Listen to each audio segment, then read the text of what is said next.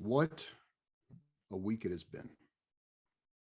The common thread in most articles one would read or interviews people gave was that there's a collective sigh of relief. We saw celebrations and chanting in the streets. In this celebration, it has not sat well with me. Now, the national reaction to the George Floyd murder, it was not just about one man, but rather the culmination of so many videos and incidents of Black lives being snuffed out by bad police. And I want to be clear, this is about bad policing. I want to be clear that most police are not bad. The mass majority, they go into this line of duty because that is what it is. It's the duty. It's not a job. It's the duty to serve. I've talked to San Francisco Police Department officers in this past year in private, and the pain that they have gone through because of people like Derek Chauvin. This has been a year of pain. And what Chauvin did, which was caught in raw, painful video, it tore at our nation. But the celebration and the relief that met this conviction, it made sense on one hand. I mean, I remember when I was a young teen and Rodney King was beaten on video and the police, they were not convicted. It felt as if they were above the law. But now my kids are in their early teens and they see a police officer murdering a man and he is convicted. That is a change in something worth celebrating. And I was happy that there was accountability. I was relieved that there were not riots in the street, but there's a line that has been circulating that there's been accountability, but there has not been justice. This is why the jubilation, as if it was over, it made me uncomfortable because there was something fundamentally missing. In all of this trial, I feel as if the larger truth has been forgotten because our sole focus has been on an individual and not the system. An individual, thank God, was held accountable. But is the system capable of ensuring justice? Now, before I go any further, I want you to think for a moment and to think about the narrative that comes to you about the George Floyd case. What memory do you have? What happened? What was the atrocity? And then ask yourself, is your memory accurate? Now, I'm a rabbi, so I see things with a Jewish lens. I can't help it. It's my bias. Judaism is based in memory and text. And using text, it makes sure we are tied to the original memory. Because time passes, humans change the story. It's how our brains are wired.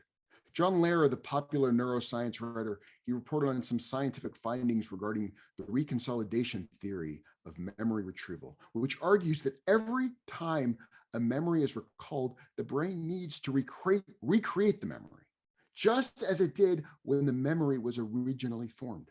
Now, this theory is counter to every theory that has come before since the time of the ancient Greeks.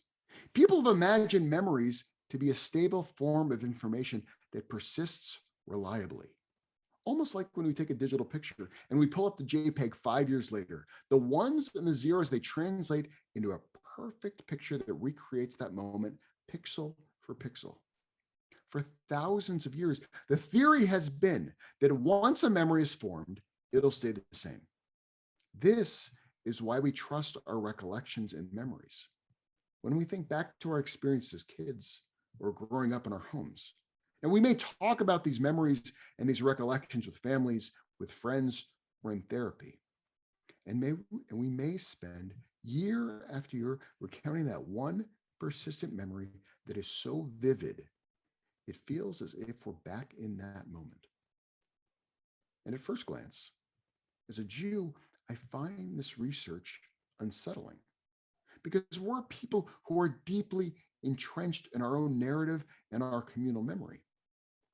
But how accurate is our narrative and our memory if the research shows that when we remember, we are not tapping the past, but we are recreating the present. Now, the rabbis knew how our brains worked and the fact that our individual memories were not accurate. No, they didn't know that all of our memories begin as a changed set of connections among the cells in one's brains. And if you're able to remember a moment, or this sentence where you're sitting right now, it's because of a network of neurons that has been altered, woven together in an electrical fabric. They had no idea about this science. But what they did know is that left to our own devices, we would recreate the past to have it reflect our present. They compensated for this by creating a system for us to communally recall our past through the annual public recitation of the Torah. When we read the Torah, there are very strict rules on how we read it. First, when a person is chanting, there is always at least one gabbai next to them, double checking their reading with a set of vowels to make sure that the story the reader is saying is 100% accurate to how it occurs in the text. Secondly, anytime a person speaks off the cuff or adds commentary or shares something else that they wrote, we are required to roll the Torah closed, place the cover on top of it, and then the person speaks, so as not to give the impression that the person's words are the words of the Torah, but rather her own words. So every Shabbat morning, when we recreate that communal memory based on our narrative, we, and by we, I mean Jews all over the world, are trying to have the same experience. That does not mean that we do not add new interpretations and understandings of the text. That's encouraged. But we want to be sure that we make a delineation between what actually happened in the Torah and our individually created commentary on what happened in the Torah. So what is the truth? What is the text of what happened to George Floyd? And why is that so important? Because if you really want to make radical change, you need the entire story. You need the text. And we all know that Chauvin kneeled on George Floyd's neck for 9 minutes, even after he had murdered him. But that's only part of the story. Chauvin is a murderer. But to think that this is only about him means that we are going to miss out on a true opportunity to make change. This is what happened right after Floyd was murdered. This is what was shared from the Minneapolis Police Department. 2 officers arrived and located the suspect, a male believed to be in his 40s, in his car. He was ordered to step from his car after he got out. He physically resisted officers. Officers were able to get the suspect into handcuffs and noted he appeared to be suffering medical distress. Officers called for an ambulance. He was transported to Hennepin County Medical Center by ambulance, where he died a short time later. That is the text. And if that's all that I knew of the text, there is no wrongdoing on the police's part. It's just a medical issue. But you see, there's another text that has changed everything. Darnella Frazier, a 17-year-old who held up her cell phone to show the raw text of what really happened. Her video, it's strikingly different from what Minneapolis police reported. Now, her video, it may have focused on Derek Chauvin and shone light on the darkness of his deeds, but her videos also shone light on a system where a report would be written hours later that said that the man was just in medical distress. We cannot forget the darkness that a text was given to the public that was a lie.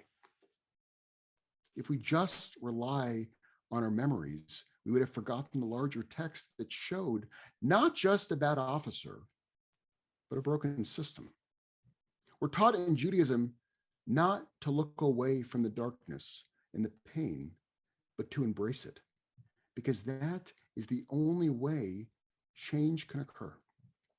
Now, this is a core concept in Judaism, that you must go into the darkness and look at the darkness, and only then can you squeeze light from that darkness.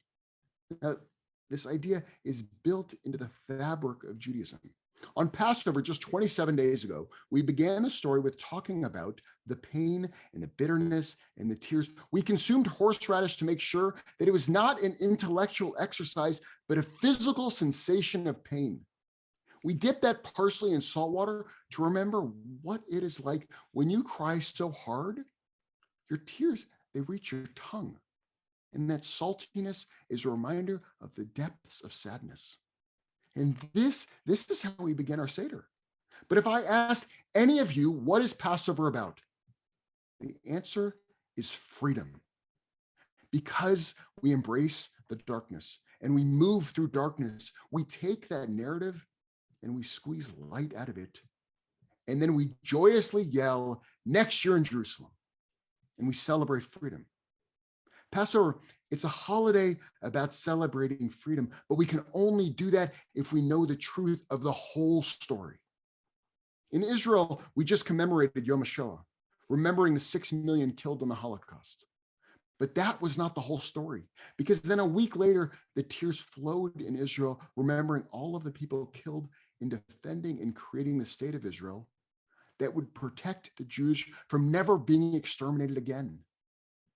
And it was only then, after staring the painful truth in the face and marinating in the darkness, that as the sun sets on Yom HaZikaron, on that Memorial Day, that fireworks are then launched into the sky to celebrate Yom HaAtzmaut, the independence of Israel. You cannot celebrate the light of Israel without being in the darkness of the journey that came before. Yes, Passover was 27 days ago, but we're not done journeying. We are journeying to Sinai for day 49, and they are inextricably linked, from darkness to freedom to mission. Sinai was where we got the Torah and told us where we were going, both ethically and morally in the world. One cannot stop at celebrating that they are free from Egypt. One must continue forward to Sinai to see the grander picture of how you change the world into a place of morality and ethics. When I was my kid's age, Rodney King was beaten and no one was convicted. And now my kids see this in their generation and they see a conviction. We are headed in the right direction, but we're not at Sinai. We're not there yet. But we are marching in the right direction. We as a nation would be remiss if we thought we had succeeded. We haven't. Accountability was served, but we're not at justice yet. Good police officers stood up and explained in court that what Chauvin had done was wrong. And the police department had issued a statement covering up a murder. And the police chief stood up against his own officer. All are true, and we have a long way to go. But we will only get to a place of light if we can squeeze everything we can out of this darkness. Can you hear it, son?